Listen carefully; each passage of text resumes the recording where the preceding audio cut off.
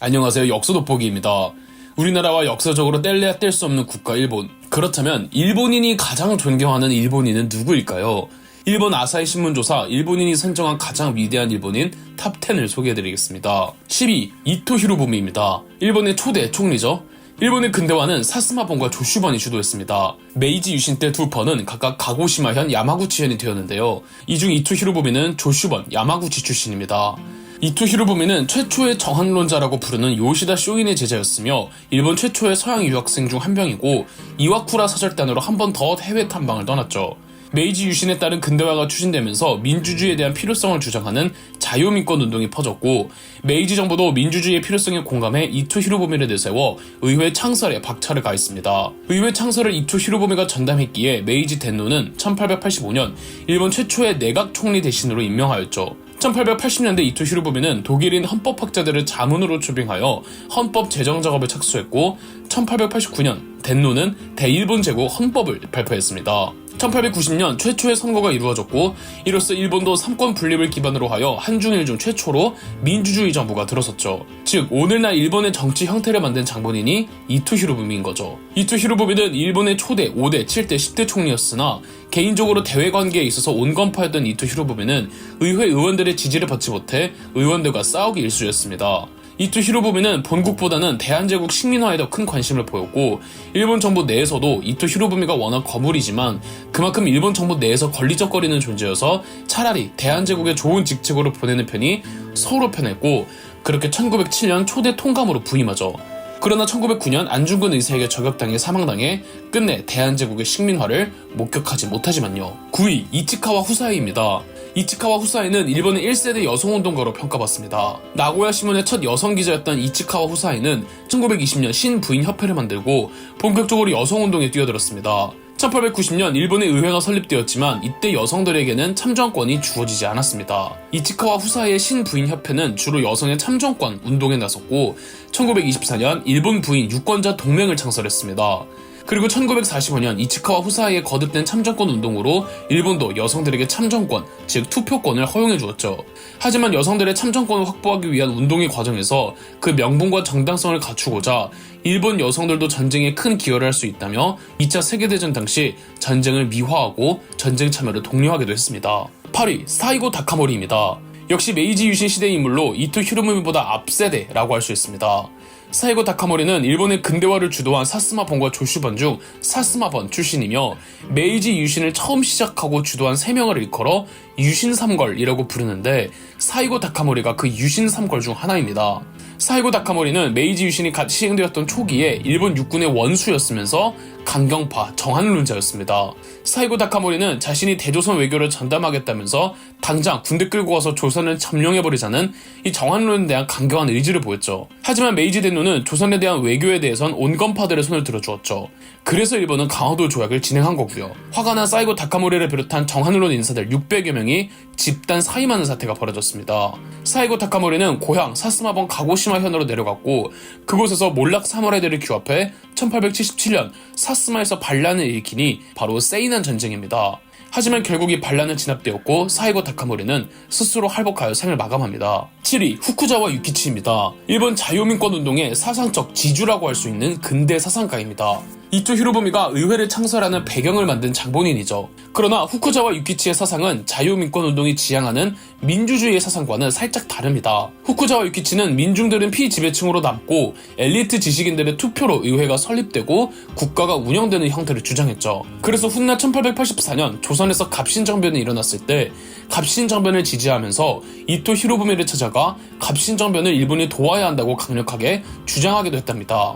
그래서인지 후쿠자와 유키치는 서양 제국주의 열강들을 옹호하며 1885년 일본도 아시아를 넘어 서양의 열강처럼 되어야 한다는 타라론을 최초로 주장한 인물이죠. 특히 조선에서 갑신정변이 내부적 지지를 받지 못하고 심지어 청나라군의 개입으로 실패한 것을 보면서 청나라나 조선을 매우 미개하다고 여겼습니다. 6위 도요토미 히데요시입니다. 생고쿠 시대 인물인 도요토미 히데요시는 우리에게 아주 익숙한 사람이죠.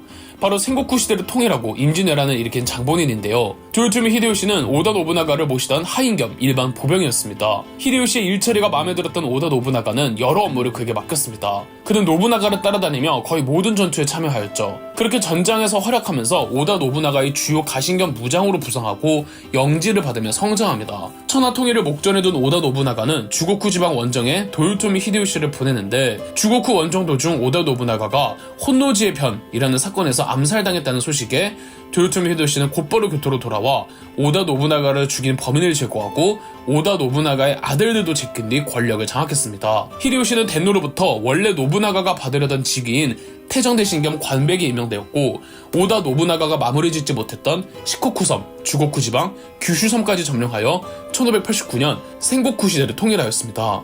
여기까지 끝내면 도요토미 히데요시는 어쩌면 더 많은 일본인의 존경을 받았겠으나 그는 쓸데없이 조선과 명나라를 정벌하러 가겠다며 임진왜란을 일으켰고 이 임진왜란은 그의 권력이 한순간에 무너지는 원인만 될 뿐이었죠. 그가 죽자마자 임진왜란이 중단된 건 일본 내에서도 임진왜란에 대한 비판적인 목소리가 훨씬 컸다는 것을 알 수가 있습니다. 5위 요시다 시게루입니다. 요시다 시게루는 오늘날 일본 우익에서 가장 떠받치고 있는 정치인입니다. 요시다 시게루는 45대, 48대, 49대, 50대, 51대 무려 5번에 걸쳐 총리직을 역임했고 2차 세계대전 패전 후 전후 일본 사회를 주도했던 인물입니다. 초반엔 요시다 시게루의 그릇을 작게 본 메가더 장군이 요시다 시게루를 밀어주었지만 정작 요시다 시게루는 GHQ를 상대로 일본의 권익을 되찾아오기 위해 GHQ와 충돌했으며 이는 전후 무기력감에 찌든 일본인들의 마음에 불을 지폈죠. 그러면서도 미국에게 빌붙는 외교로 미국으로부터 많은 것을 얻어냈으며 특히 6.25 한국전쟁 때 미국 달러가 미친듯이 일본으로 유입되어 전후 복권에 큰 영향을 주었죠.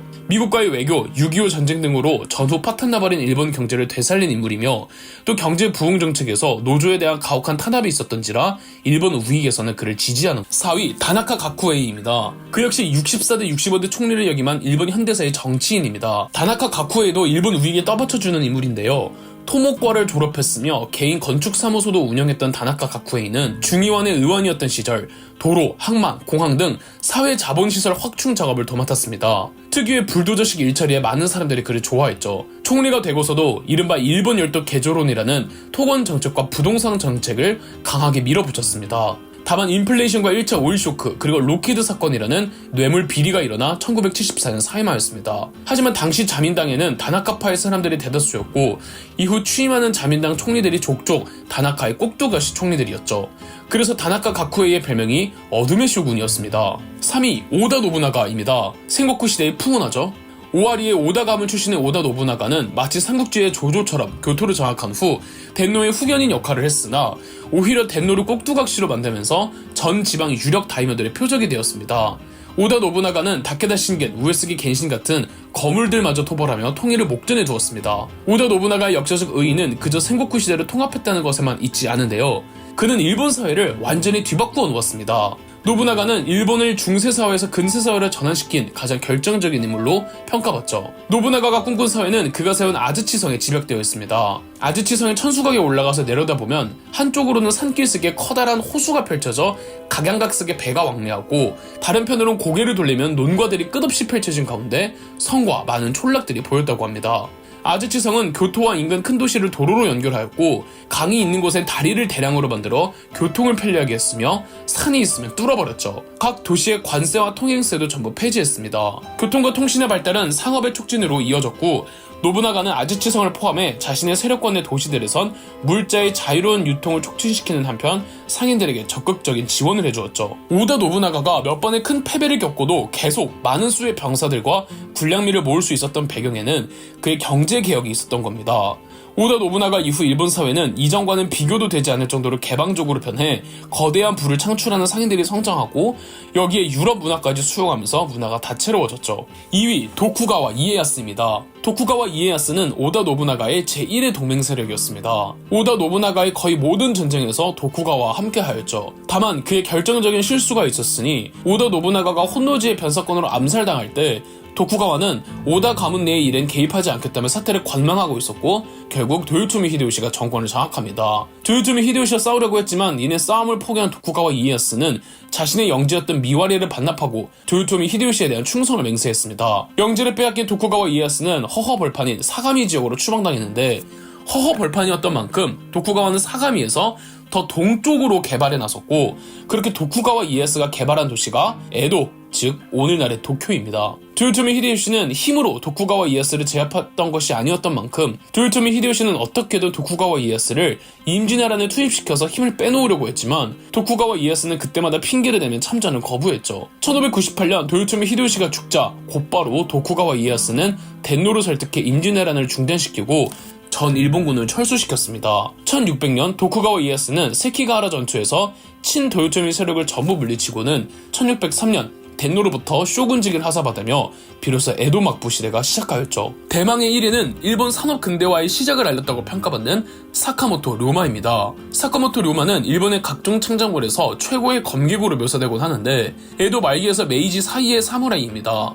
료마는 북진 일도류라는 검수를 구사했습니다. 료마의 스승이 북진 일도류를 창시한 검객의 동생이었다죠. 키도 당시 일본인 치고는 매우 컸다고 하며 그가 쓰던 검은 사카모토 가문의 보검이었던 무츠노카미 요시유키라는 명검이었다고 합니다. 그저 그가 싸움을 잘하는 사무라이라는 이유만으로 대망의 1위로 뽑혔을까요? 아닙니다. 에도 막부를 무너뜨린 사람이 료마라고 해도 과언이 아닌데요. 에도 막부를 무너뜨린 두 번은 사스마번과 조슈번이었는데 이 두 번의 동맹, 이른바 사초 동맹을 체결한 장본인이 료마입니다. 사초 동맹 주도로 막부 타도 운동이 벌어졌고 1868년 에도 막부의 마지막 쇼군이었던 도쿠가와 요시노부가 대정봉환, 즉 조정의 모든 권력을 덴노에게 다시 돌려준다고 선언했는데 이 대정봉환도 료마의 작품이었죠. 료마는 사스마번의 재정적 지원으로 해원대라는 일본서 최초의 주식회사를 설립했는데 이 해원대는 무역회사 겸 해군을 또 보유하고 있었습니다. 이 해원대가 바로 미쓰비시 그룹의 전신이 되는 회사죠. 이렇게 일본인이 가장 존경하는 일본인 10명을 소개해드렸는데